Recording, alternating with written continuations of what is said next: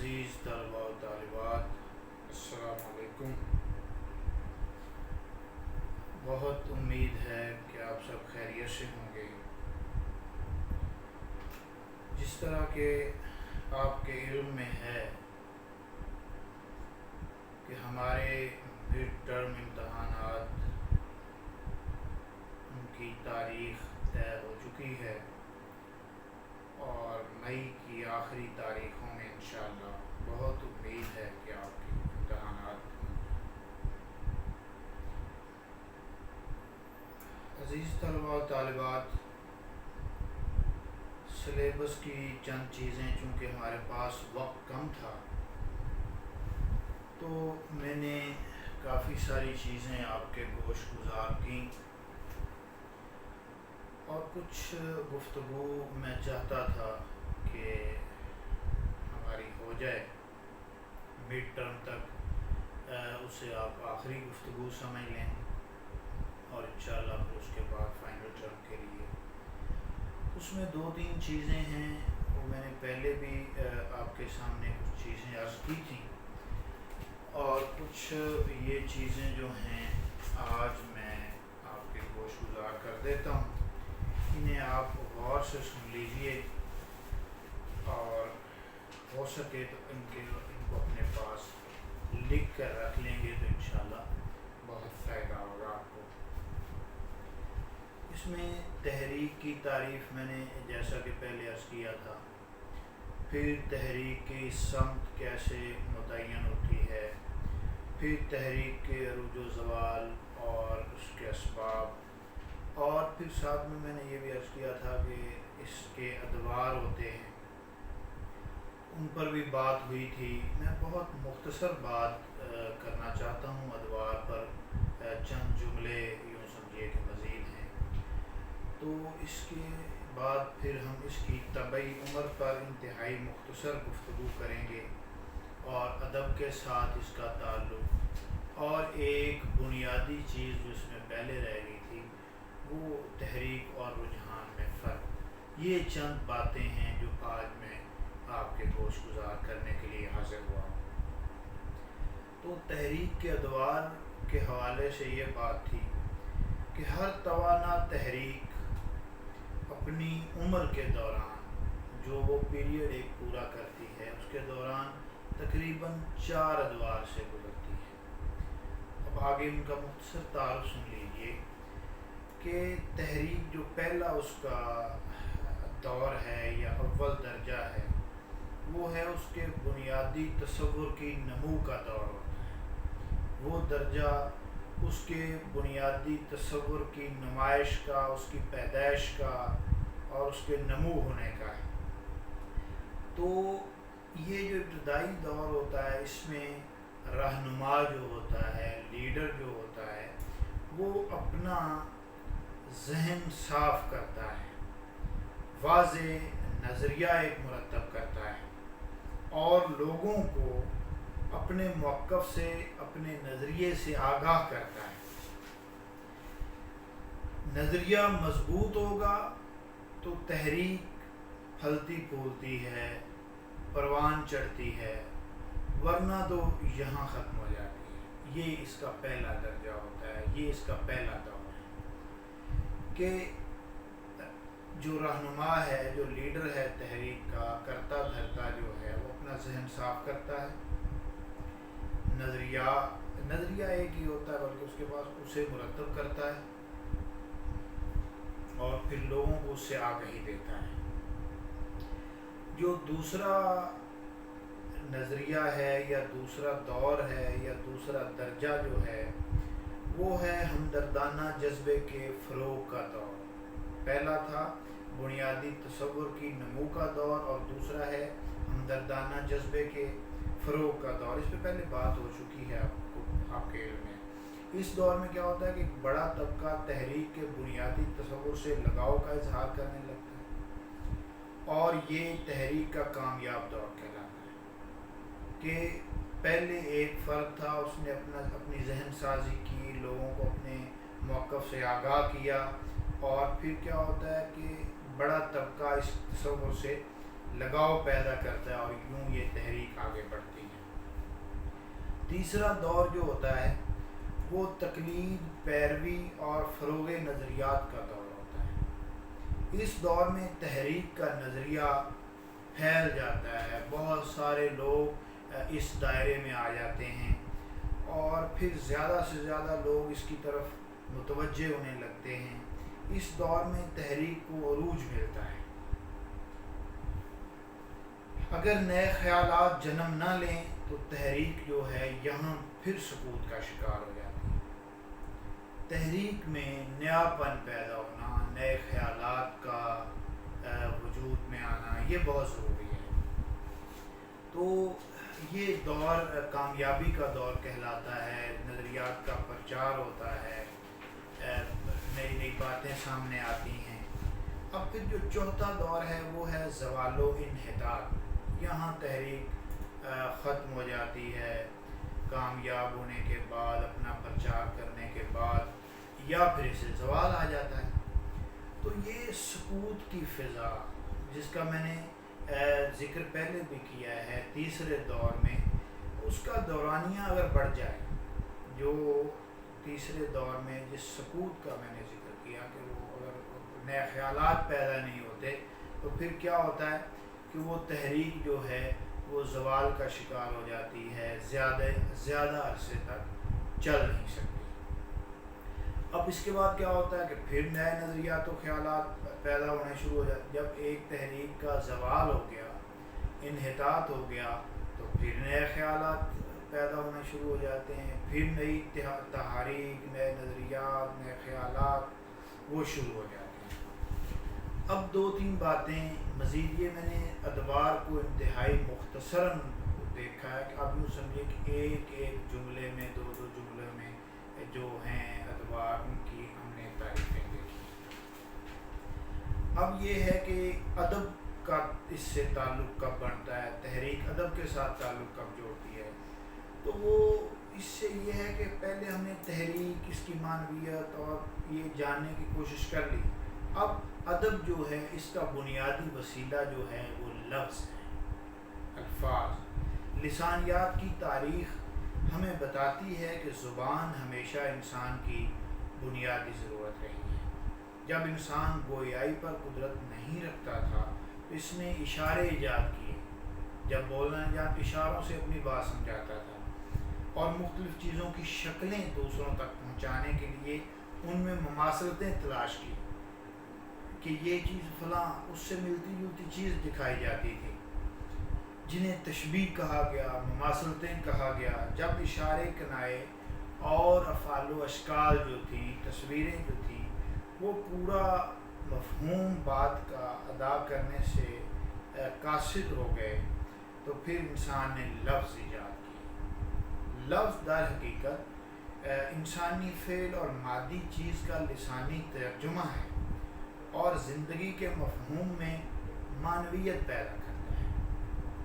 ادب کا بنیادی تعلق معاشرے سے ہوتا ہے۔ اب معاشرے سے کیسے؟ چونکہ تحریک جو ہے وہ کسی نہ کسی رنگ میں معاشرے کو متاثر کرنے کا رجحان رکھتی ہے، اس لیے ایک مخصوص دائرہ کار میں رہتے ہوئے تحریک ادب سے استفادہ کرنے کی کوشش بھی کرتی ہے۔ یہ اس کا ادب کے ساتھ ایسے تعلق بڑھتا ہے۔ اب پھر ادب کے ساتھ تعلق بڑھنے کے بعد ادبی تحریک کیسے بنتی؟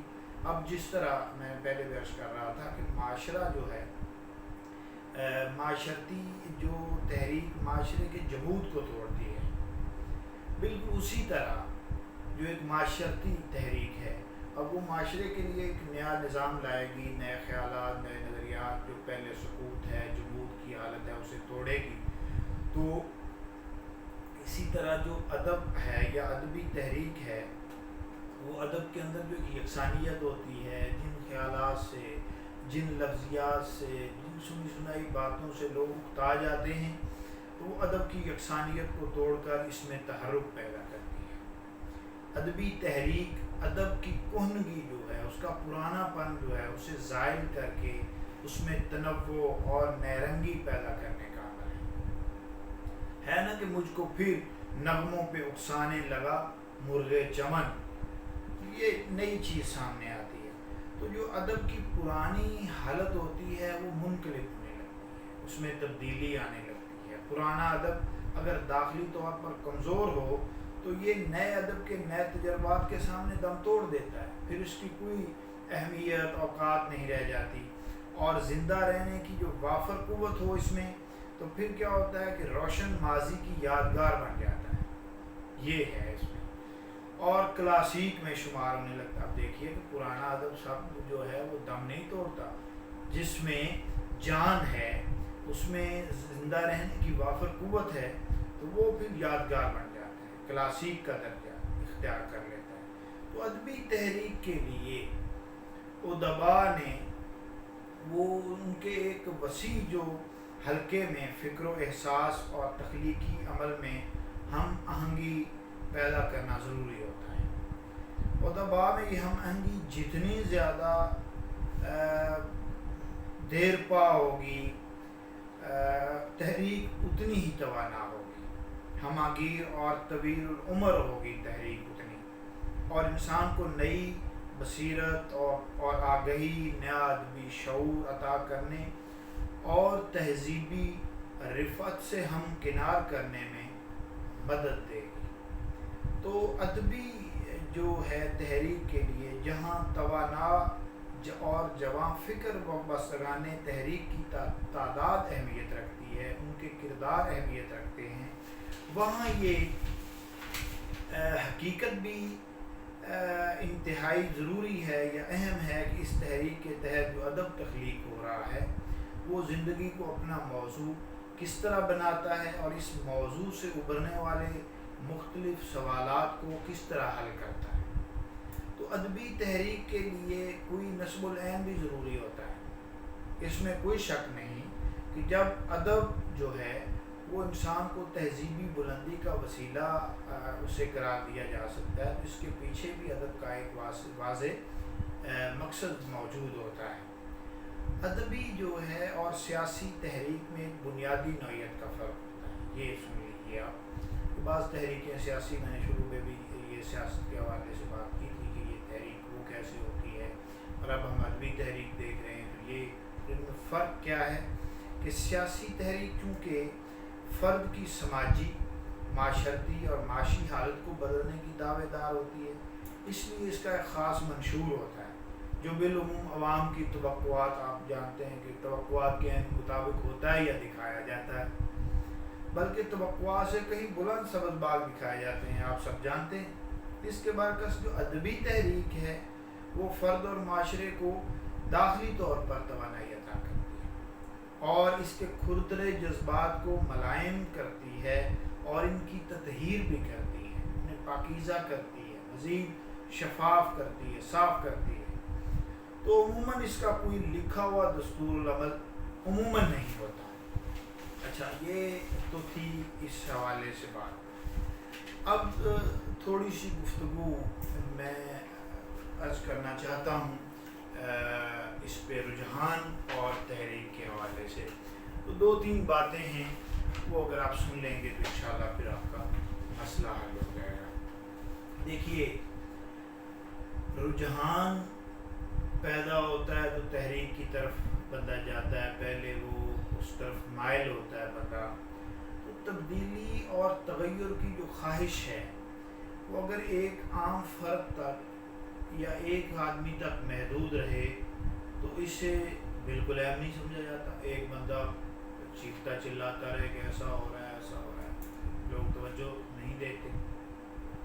لیکن اگر اس خواہش اور تمنا کی تکرار نہ چاہتے ہوئے یا لاشعوری طور پر ادباء، علماء اور شعراء کی تخلیقات میں ہونے لگے تو اسے بالعموم رجحان کا نام دیا جاتا ہے کہ لوگوں کا رجحان اس طرف ہو گیا۔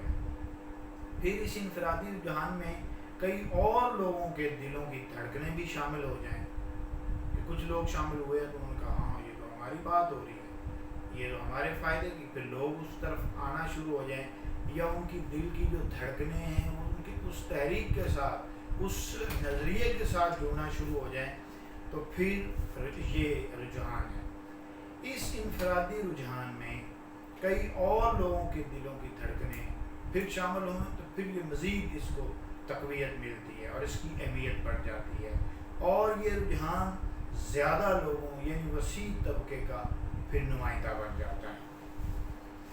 اچھا، جب یہ وسیع طبقے کا نمائندہ بن جاتا ہے تو پھر کیا ہوتا ہے کہ صحت مند رجحان جو ہوتا ہے، اگر وہ رجحان جو زیادہ لوگوں کا نمائندہ بن گیا وہ صحت مند ہے، اس میں پلنے بڑھنے پھلنے پھولنے کے آثار زیادہ ہیں، تو پھر کیا ہوتا ہے وہ ایک مینارہ نور کی طرح، ایک دیے کی طرح، بلب کی طرح، ایک چراغ کی طرح وہ اس کی مثال ہوتی ہے جو اپنی روشنی کی کرنیں دور دور تک بکھیر رہا ہوتا ہے، اور جو گم کردہ مسافر ہیں جو اپنی راہیں گم کر چکے ہیں ان کو اپنی طرف متوجہ کرتا ہے۔ تو رجحان کا اثر و عمل بالعموم تیز رفتار نہیں ہوتا، بلکہ یہ آہستہ روی سے لوگوں کے خیالات کو منقلب کرنے اور انہیں اپنا ہم نوا بنانے کی کوشش کرتا ہے۔ تو کسی مخصوص رجحان کا جادو جب معاشرے کے ایک وسیع طبقے کو اپنی گرفت میں لینے میں کامیاب ہو جاتا ہے تو پھر ایک تحریک مرتب ہونے لگتی ہے۔ یہ بنیادی فرق آپ نے یاد رکھنا ہے۔ وہ یوں کہ رجحان کی مخفی جو زیریں پار لہریں جو ہوتی ہیں یا بے نام لہریں جو ہوتی ہیں وہ معاشرے کی سطح پر کروٹیں لینے لگتی ہیں اور پھر کسی خاص سمت میں متحرک ہو جاتی ہیں۔ لہٰذا رجحان اور تحریک میں ایک فرق تو یہ ہے کہ رجحان زیادہ تر بے نام اور بے صورت ہوتا ہے، مگر تحریک واضح خد و خال میں خود کو منکشف کرتی ہے۔ دوسرا یہ ہے کہ رجحان بے سمت ہوتا ہے جبکہ تحریک ایک تیز رفتار دریا کی طرح کسی خاص سمت میں رواں ہوتی ہے۔ تو رجحان جس تبدیلی کے لیے، جس تغیر کے لیے ہموار کرتا ہے، تحریک اس کی تکمیل کے لیے جو راہیں ہموار ہو رہی ہوتی ہیں ان کی تکمیل کے لیے جنگ لڑتی ہے اور بالآخر فتوحات کے ثمرات سمیٹنے میں کامیاب ہو جاتی ہے۔ تو یہ ان میں بنیادی فرق ہے کہ رجحان جو ہے وہ اس کی ابتدائی چیز ہوتا ہے، تو پھر ہر تحریک کا جو اپنا دائرہ عمل ہو وہ خود اب وضع کرتی ہے اور معینہ حدود میں جو طے شدہ حدیں ہوتی ہیں ان میں رہ کر انسان اور معاشرے کی جامد حالت کو توڑتی ہے یا اس کی کوشش کرتی ہے، اس میں تحرک پیدا کرنے کے لیے ان لوگوں کے اندر سے جو ان کی داخلی ایک پرواز ہوتی ہے، داخلی کلبلاہٹ ہوتی ہے، ان کی ذاتی سوچ اور انفرادی کوشش اس میں کارگر ہوتی ہے۔ تو کسی بھی تحریک کے وسیع اثرات کے لیے یا اس کو معاشرے میں اس کے اثرات کو زیادہ مقبول بنانے کے لیے اجتماعی کوشش بے حد ضروری ہے۔ تو یہ وہ دو تین باتیں تھیں جو میں چاہتا تھا کہ آپ کے گوش گزار کر دی جائیں۔ اب یہ سوال مختلف صورتیں اس کی بن سکتی ہیں کہ تحریک اور اس کی تعریف، پھر اس کی ایک طبعی عمر، پھر عروج و زوال تحریک کا، تحریک کے ادوار، تحریک کا ادب کے ساتھ تعلق، ادبی تحریک، تحریک اور رجحان میں فرق، یہ اتنی چیزیں ہیں ان پر سوال پوچھا جا سکتا ہے۔ تو یہ دو سوال بھی ہو سکتے ہیں، ایک بھی ہو سکتا ہے۔ تو چونکہ ہم نے ابھی تک باقاعدہ کوئی مغربی تحریک شروع نہیں کی اس لیے اس پیپر میں وہ شامل نہیں ہوں گی، انہیں ہم انشاءاللہ حتمی امتحان کے لیے دیکھیں گے۔ تو یہ جتنے 5-4 سوال بن رہے ہیں انہیں آپ اچھی طرح دیکھ لیجئے، انشاءاللہ آپ کامیاب ہو جائیں گے۔ میری بہت سی دعائیں ہیں آپ کے ساتھ، اور آپ سے یہ گزارش ہے کہ میں نے پچھلی دفعہ بھی عرض کیا تھا کہ اپنے واجبات وہ ادا کریں تاکہ آپ کے پورٹل ایکٹیو ہو جائیں۔ جب پورٹل ایکٹیو ہوں گے تو اس پر پرچہ آپ کو اپلوڈ مل جائے گا انشاءاللہ، مقررہ تاریخ اور وقت کے مطابق آپ آپ نے بھی کوشش کرنی ہے کہ اپنے وقت کے مطابق اسے واپس لوٹائیں، صاف ستھرا لکھ کر، اچھی تصویریں بنا کر، انہیں توڑنا نہیں ہے۔ یہ میں ساری چیزیں پہلے بھی عرض کر چکا ہوں کہ آپ کو پیپر کے ساتھ بھی مل جائیں گی کہ پیپر کو 2 حصوں میں تقسیم کر کے نہیں بھیجنا، اطمینان کے ساتھ، سکون کے ساتھ، جتنا وقت ملا ہے آپ اس سے کوئی 2-3 گھنٹے پہلے حل کر کے، جب نیٹ کی رفتار کچھ بہتر ہو تو اس کی بنا کے تصویریں بھیجنے کی کوشش کریں۔ اور پیپر کا ٹائٹل پیج جو ہوتا ہے، پہلا صفحہ جو ہوتا ہے، وہ آپ نے زیادہ واضح کر کے لکھنا ہے تاکہ آپ کا نام، رول نمبر، سمیسٹر، یہ ساری چیزیں اس پہ واضح ہونی چاہیے۔ اور پھر آگے آپ جو ہے تو جو 10 نمبر کا سوال ہے وہ کوئی 7-8 صفحات پر مبنی ہونا چاہیے، 15 نمبر کا سوال ہے تو وہ بھی کوئی 10 صفحات تک کافی ہے۔ اب مزید مطلب آپ اس میں چیزیں دیکھیں گے، جو کتاب کا میں نے عرض کیا تھا وہ آپ دیکھیں گے، اس سے بھی چیزیں مل جائیں گی۔ اور میں نے کوشش کی ہے کہ جتنی چیزیں امتحان کے لیے ضروری تھیں وہ آپ کے سامنے پیش کر دوں۔ اور انشاءاللہ جب آپ یونیورسٹی تشریف لائیں گے تو امید ہے کہ اس سے بہتر ہماری تدریس کا سلسلہ شروع ہوگا۔ مزید کوئی ایسی بات پیپر کے حوالے سے کوئی مشکل آ رہی ہو تو ابھی وقت ہے، تو آپ مجھے